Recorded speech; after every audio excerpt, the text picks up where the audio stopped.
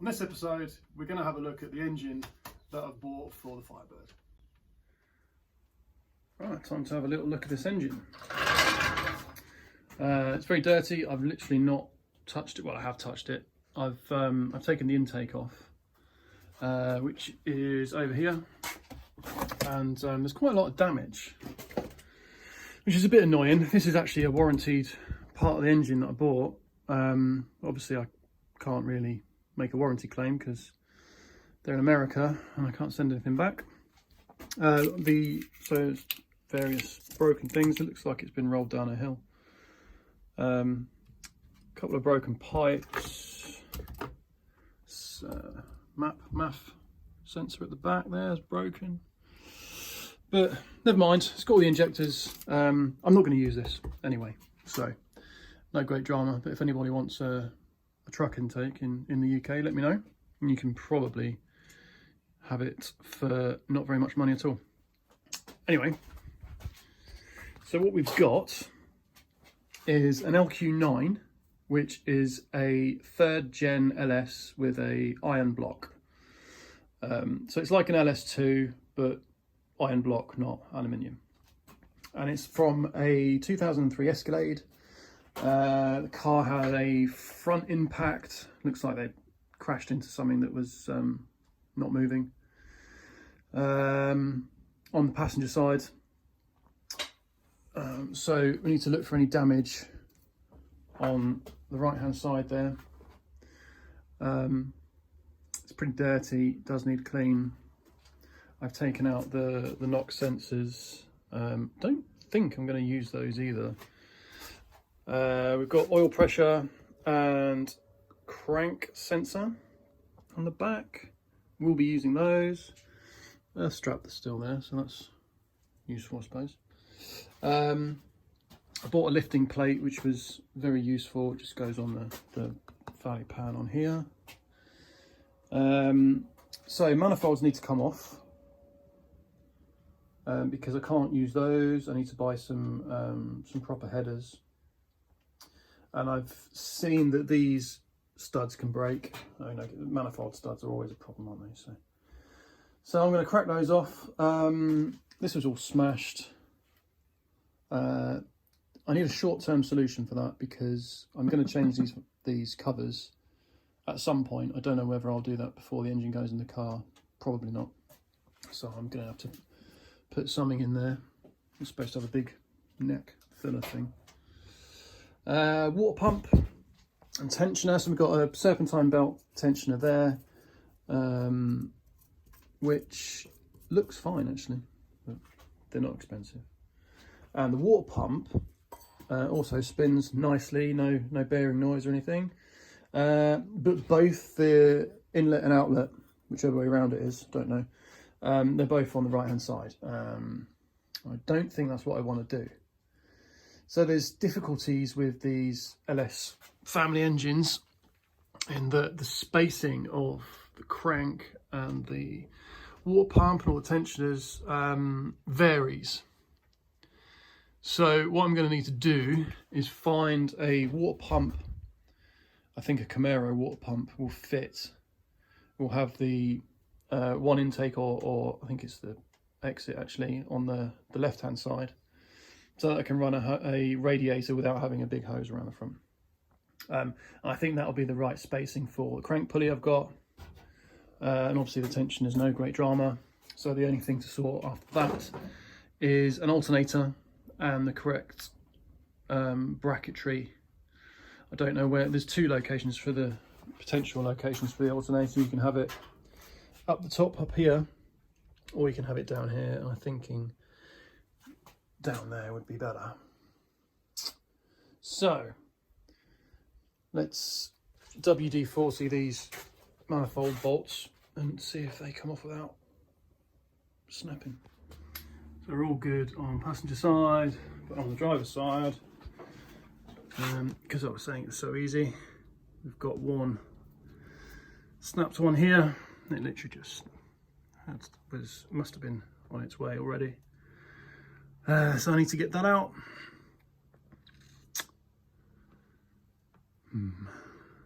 A few minutes later. So that's the head coil in. Just about to see down there. I think the tang is actually still in there, but we've got enough space, so I think it'll be fine. The bolt goes in far enough. So I think that's fixed. And that's the manifold bolted up. All nice and tight enough anyway. So obviously the hole is deep enough, it's in the right place, it's straight.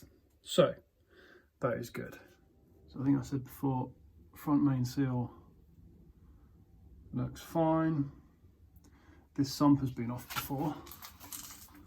Looking at the bolts, which is interesting. Oh, I've got, well, don't need this anyway. Oh, I don't know what that is.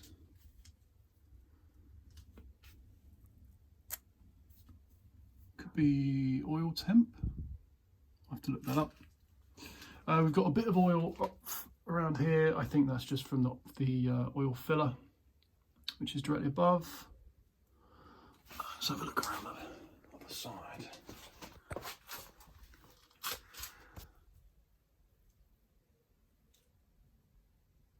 Front cover's never been off by the look of it. Yeah, this sump has definitely been off. What oil filter have we got? I don't know. This looks a little bit leaky around the sump area.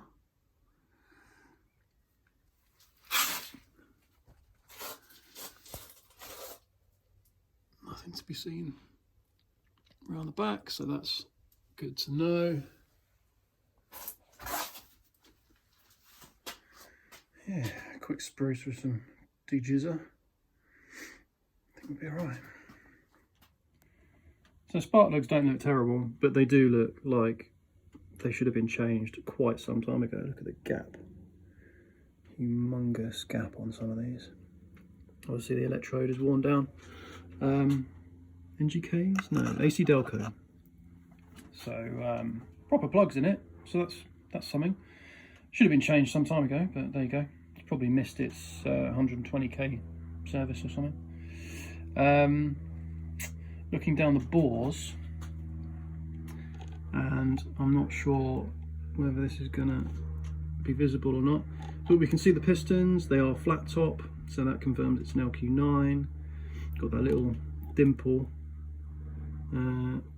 there, which is at the front of the piston, and we can just about see scoring on the cylinder bores, not scoring, sorry, hatching.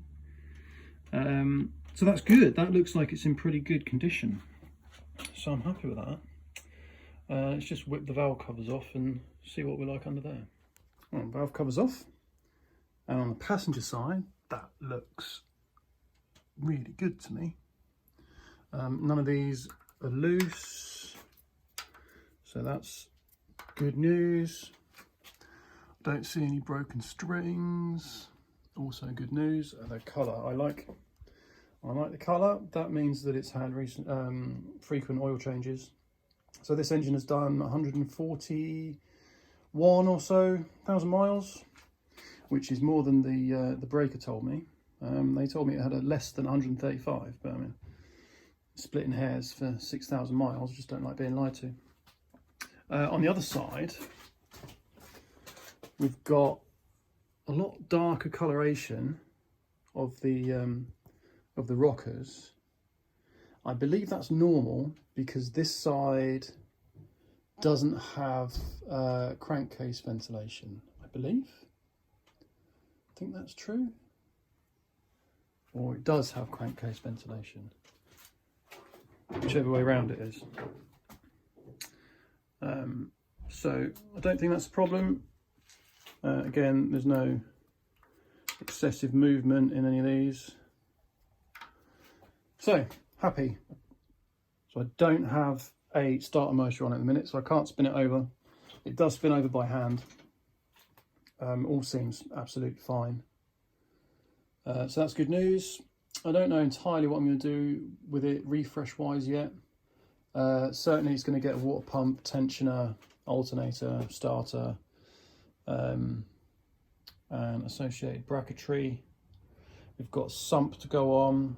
So I've got it's a Holly 3022, which is the shallowest, greatest clearance sump you can get for these. So that's good. Actually found one in the UK.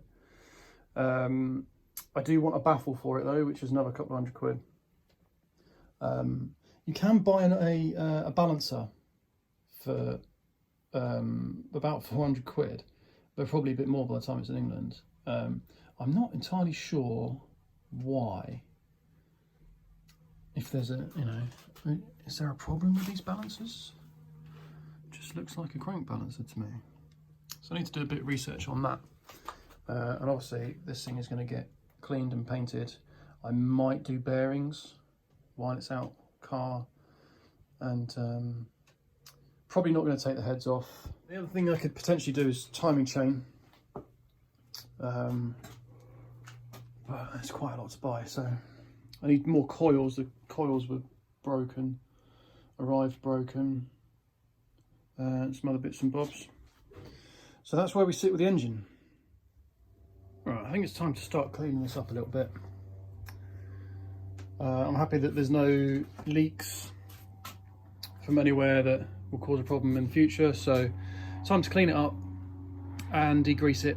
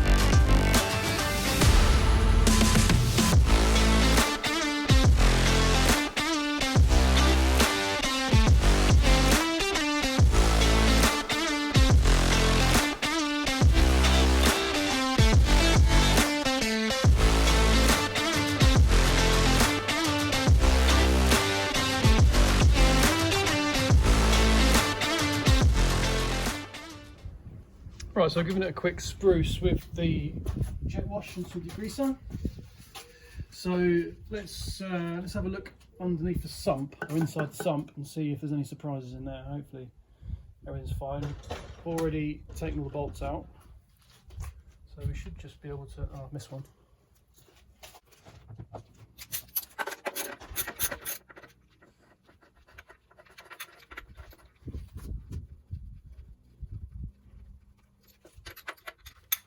There we go.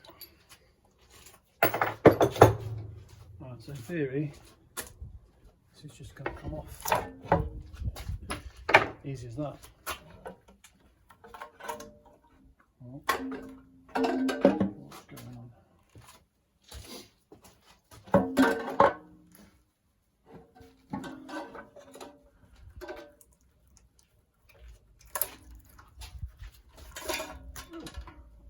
Big old sump gasket.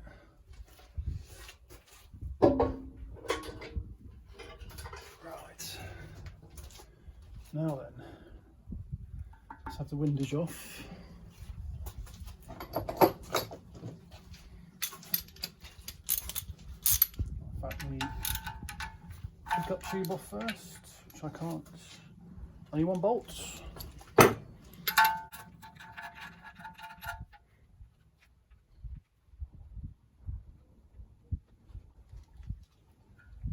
Try not to drop it in there.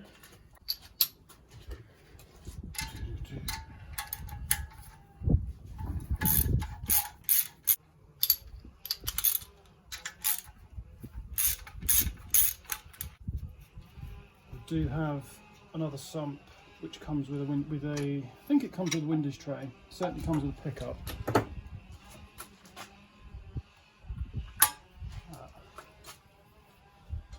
Infamous O-ring.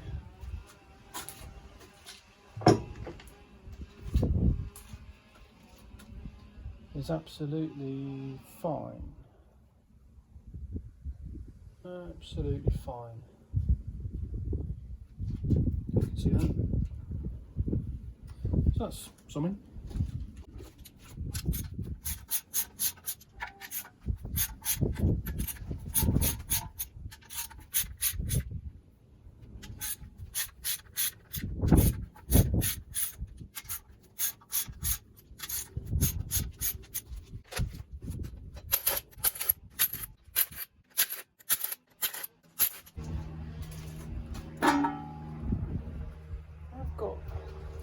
Splodges of instant gasket sealant, which is interesting.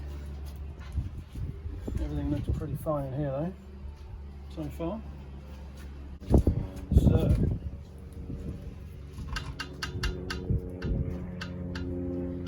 a little bit of play left to right, which I believe is normal. No big knocking. So that's good. Camera chain, timing chain is tight, not hanging around. Pretty happy with that. It looks pretty decent. Looks pretty decent.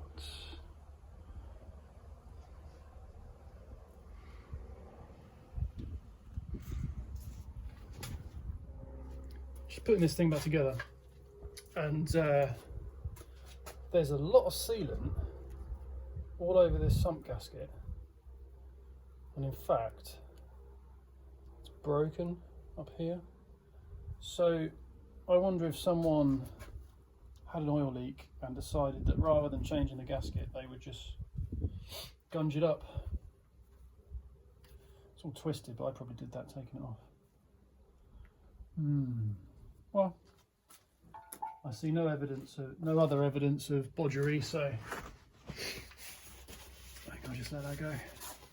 We're going to get a new gasket anyway, with the new sump, which I'm not going to put on just yet, because there's loads of other things to put on at the same time. But sump back on, and then put it the right way up.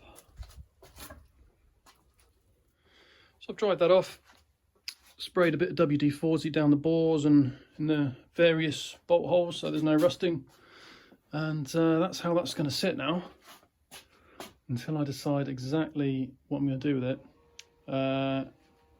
and buy some parts for it. So until next time, thanks for watching. If you like the video, please like and subscribe, and if you want to support the build, there is a link in the description. See you on the next one.